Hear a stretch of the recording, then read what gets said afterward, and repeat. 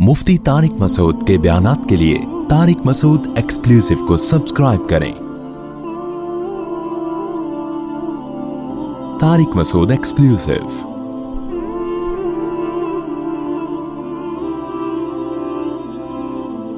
वलौला कान मिनल कुरूनि मिन क़ब्लिकुम उलू बक़िय्यतिन यन्हौना अनिल फ़सादि फ़िल अर्ज़। अब चूँकि पिछली उम्मतों के बहुत सारे वाक़यात अल्लाह ने बयान किए ना, तो अब अल्लाह इस उम्मत को झंझोड़ रहे हैं कि देखो पिछली उम्मतों में ऐसे अक्लमंद लोग क्यों नहीं गुजरे जिन्होंने दीगर लोगों को ज़मीन में फ़साद से रोका। ऐसा क्यों नहीं हुआ? इल्ला कलीलन, सिवाय चंद लोगों के, मिम्मन अनजयना मिनहुम, जिनको हमने निजात दे दी थी। एक बड़ी तादाद में ऐसे लोग क्यों नहीं गुजरे? जब नूह अलैहिस्सलाम ने कौम को दावत दी, थोड़े से लोग थे जो फसाद से रोक रहे थे, मेजॉरिटी तो फसाद में मुब्तला थी। जब हूद अलैहिस्सलाम ने कौम आद को दावत दी है, थोड़े से लोग हूद अलैहिस्सलाम के साथ थे, मेजॉरिटी तो खुद गुनाह कर रही थी, रोकना तो दूर की बात।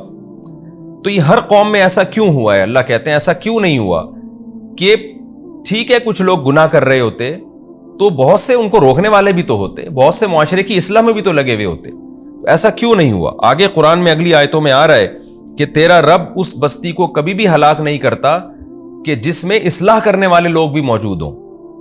यानी एक तादाद अगर ऐसे लोगों की किसी सोसाइटी में हो कि जो मुआशरे की इस्लाह की फिक्र में लगी हो, तो अल्लाह उन लोगों की वजह से बाकियों को भी अजाब से बचा लेते हैं। लेकिन हिस्ट्री जब आप उठा के देखते हैं, कुरान जब बयान करता है, तो मेजॉरिटी दुनिया में ऐसी गुजरी है कि बहुत थोड़े ही लोग होते हैं जो सोसाइटी की इस्लाह की कोशिश में लगे हुए होते हैं। ज्यादातर लोग या तो बुराई कर रहे होते हैं या बुराई को देख के खामोश होते हैं। तो अल्लाह ये शिकायत कर रहे हैं इंसान से कि ऐसा क्यों होता है। वत्तबअ अल्लज़ीना ज़लमू मा उतरिफू फीही, और जालिम लोग जो है वो इत्तिबा करते हैं मा उतरिफू फीही, उस लाइफ को जिसमें वो खुशहाल होते हैं, उसी लाइफ के पीछे चल रहे होते हैं। वकानु मुजरिमीन, और वो मुजरिम भी थे।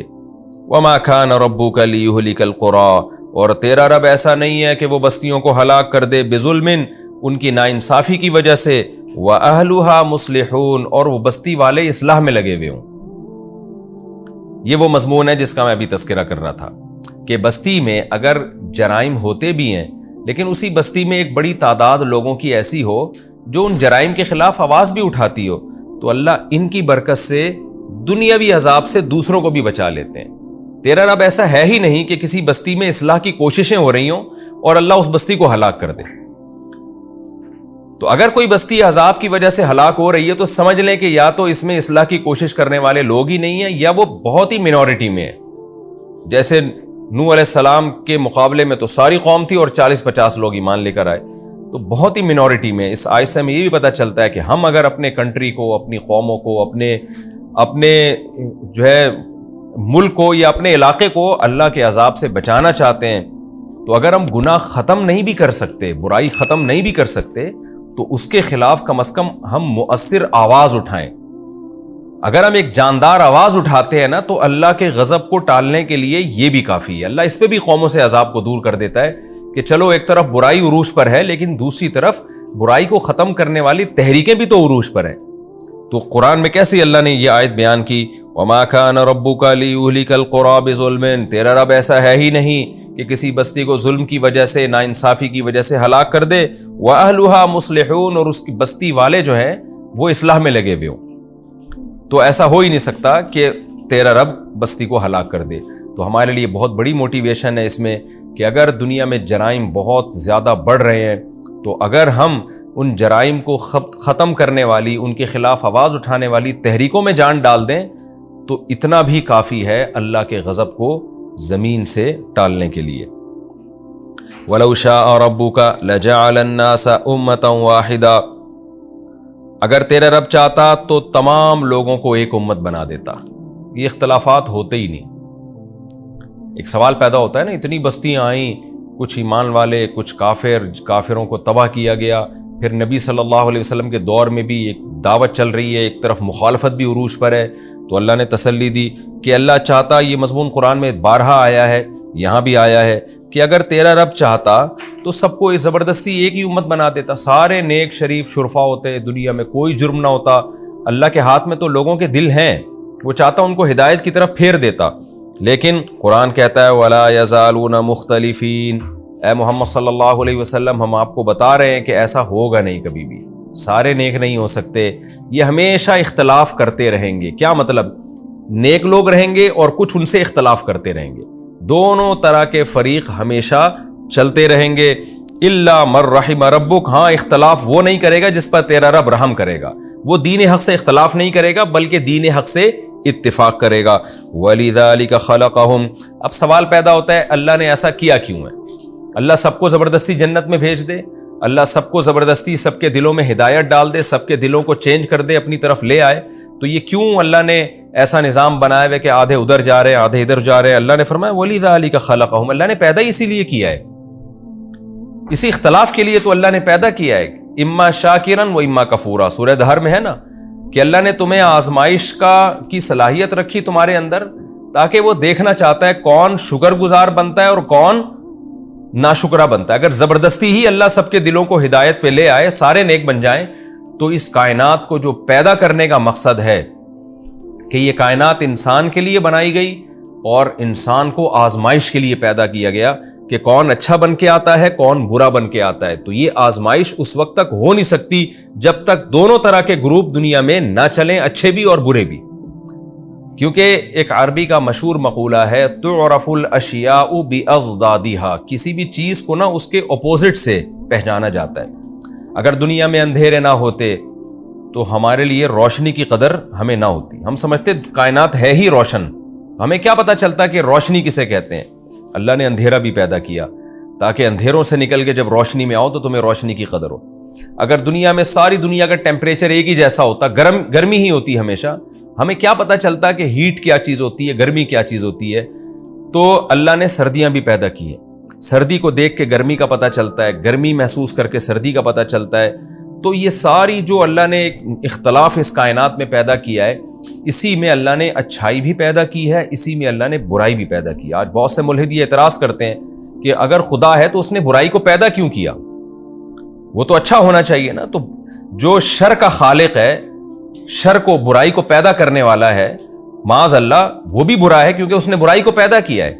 تو اس کا جواب یہی علماء کی طرف سے دیا جاتا ہے کہ برائی کو جو خدا نے پیدا کیا نا، ایک خاص حکمت سے پیدا کیا ہے، برائی برائے برائی کے لیے پیدا نہیں کیا۔ برائی کو خدا نے اس لیے پیدا کیا تاکہ دنیا میں جب برائی ہوگی تو اچھائی کی بھی ویلیو ہوگی۔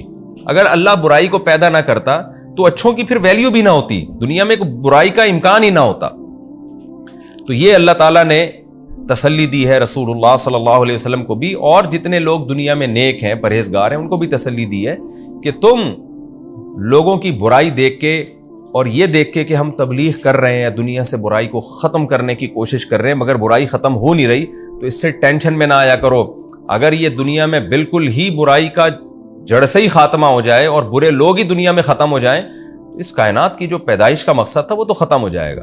یہی وجہ ہے کہ علماء نے یہ ایک علمی نکتہ بیان کیا کہ حضرت عیسیٰ علیہ السلام جب دنیا میں نازل ہوں گے اور پوری دنیا میں خیر غالب آ جائے گی، برائی بالکل ختم ہو جائے گی، تو پھر اللہ تعالیٰ اس کائنات کو آہستہ آہستہ اس زمین کو تباہی کی طرف لے جائیں گے، یعنی پھر قیامت بہت قریب ہے، کیونکہ جو ایک مقصد تھا وہ حاصل ہو گیا۔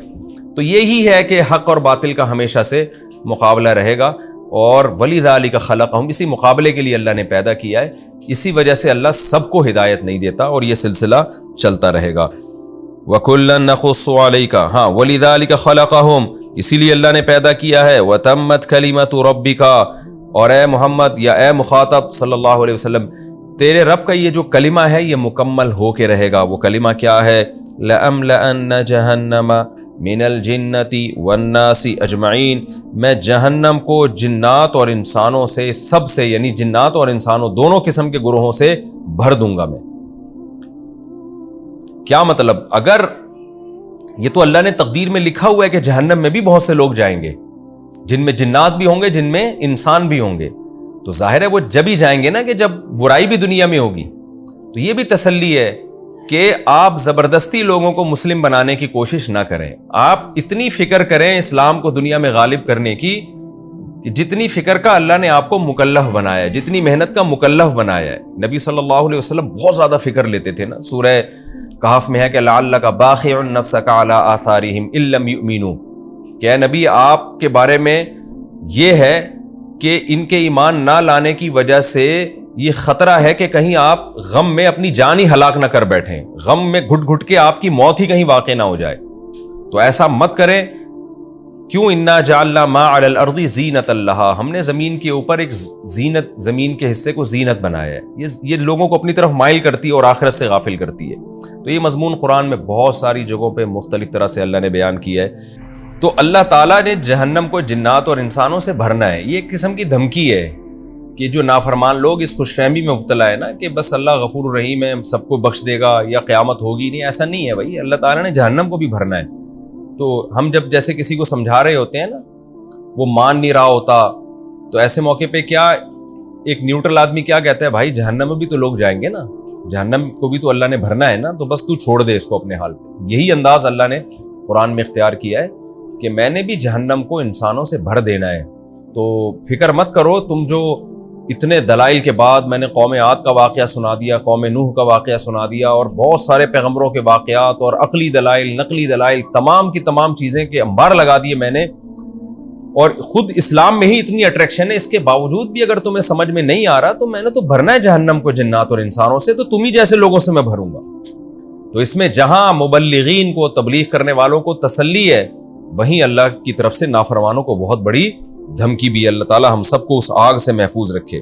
آگے قرآن کہتا ہے وَكُلًّا نَقُصُّ عَلَيْكَ مِنْ أَنْبَاءِ الرُّسُلِ، اے محمد صلی اللہ علیہ وسلم، ہم نے جو آپ کو یہ پیغمبروں کے واقعات سنائے ہیں، قوم عاد، قوم سمود، ابراہیم علیہ السلام، پھر اصحاب مدین، تو یہ سارے واقعات ہم آپ کو سناتے ہیں، مَا نُثَبِّتُ بِهِ فُؤَادَكَ، جس کے ذریعے ہم آپ کے دل کو مضبوط کر دیتے ہیں۔ میں کل سن رہا تھا کسی گورے نے رسول اللہ صلی اللہ علیہ وسلم کے بارے میں، کوئی فرانسیسی ہے مورخ، اس نے نبی صلی اللہ علیہ وسلم کے بارے میں یہ لکھا ہے کہ دنیا میں محمد صلی اللہ علیہ وسلم جیسی کوئی ایسی شخصیت نہیں گزری جس کے پاس وسائل اتنے کم ہوں اور ٹائم بھی اتنا کم ہو، اور ان کم ترین وسائل اور انتہائی محدود وقت میں دنیا میں اتنا بڑا انقلاب برپا کر دیا ہو۔ تو اس نے کہا کہ ہسٹری میں ہمیں محمد صلی اللہ علیہ وسلم کے علاوہ کوئی بھی ایسا نہیں ملتا، حالانکہ وہ غیر مسلم ہے۔ تو یہی بات ہم قرآن سے سیکھ رہے ہیں کہ قرآن بار بار پیغمبر کو تسلی دے رہا ہے۔ کیوں؟ نبی صلی اللہ علیہ وسلم مکہ میں ایک چھوٹے سے علاقے میں پیدا ہوئے، چاروں طرف پہاڑ ہیں، دنیا میں تہذیب سے دور ایک علاقہ ہے جہاں کوئی رہنا پسند نہیں کرتا، جن پر حکومت کرنا کوئی پسند نہیں کرتا، اور نہ آپ لکھنا جانتے نہ پڑھنا جانتے، اور آپ کو جو ٹاسک دیا گیا وہ پوری دنیا، کام دیا گیا کہ پوری دنیا میں دین کو غالب کرنا ہے، اور ادھر اپنی قوم میں 2-4 لوگوں کے سوا کوئی ایمان نہیں لے کر آ رہا۔ تو سوچیے آپ صلی اللہ علیہ وسلم کو ٹینشن کتنی ہوگی، کیسی ٹینشن ہوتی ہوگی۔ تو قرآن بار بار پھر تسلی دیتا ہے کہ ہم جو آپ کو واقعات سنا رہے ہیں، ما نثبت به فؤادک، یہ وہ واقعات ہیں جس کے ذریعے ہم آپ کے دل کو تھام لیتے ہیں، آپ کے دل کو ڈگمگانے نہیں دیتے، آپ کو موٹیویشن ملتی ہے کہ بھئی قوم نوح نے بھی نوح کی مخالفت کی، انجام نوح کے حق میں ہی ہوا، قوم عاد نے بھی مخالفت کی، رزلٹ جو آیا وہ حضرت ہود علیہ السلام کے حق میں آیا، تو آپ کا بھی رزلٹ اللہ آپ کے حق میں ہوگا، نتیجہ آپ کے حق میں ہوگا۔ تو یہ تسلیہ قرآن دیتا تھا، جس کی وجہ سے نبی صلی اللہ علیہ وسلم نے دنیا میں اتنا بڑا انقلاب برپا کیا۔ آگے قرآن کہتا ہے وَجَاءَكَ فِي هَذِهِ الْحَقُّ، اور اے محمد صلی اللہ علیہ وسلم اس قرآن میں آپ کے پاس حق آ چکا ہے، وَمَوْعِظَةٌ، اور نصیحت، وَذِكْرَى، ذکرہ بھی نصیحت کو کہتے ہیں، لیکن ذکرہ اس نصیحت جس میں یاد دہانی ہو، تذکر عربی میں یاد کرنے کو کہتے ہیں، یعنی جو بھولا ہوا سبق ہے اس کو یاد دلانے کو ذکرہ کہا جاتا ہے۔ تو ایک عام نصیحت موعظہ، اور ذکرہ یاد دہانی، اس لیے اس کا ترجمہ یاد دہانی سے کیا جاتا ہے۔ وَذِكْرَىٰ لِلْمُؤْمِنِينَ، اور اس میں یاد دہانی ہے ان لوگوں کے لیے جو ایمان لانے والے ہیں۔ وَقُلْ لِلَّذِينَ لَا يُؤْمِنُونَ، اور اے نبی آپ ان لوگوں سے کہہ دیجئے جو ایمان نہیں لے کر آتے، لا یؤمنون، جو ایمان نہیں لاتے، آخر میں اعملوا علی مکانتکم، ٹھیک ہے تم بھی اپنی جگہ پر عمل کرتے رہو، انا عاملون، ہم بھی عمل کر رہے ہیں۔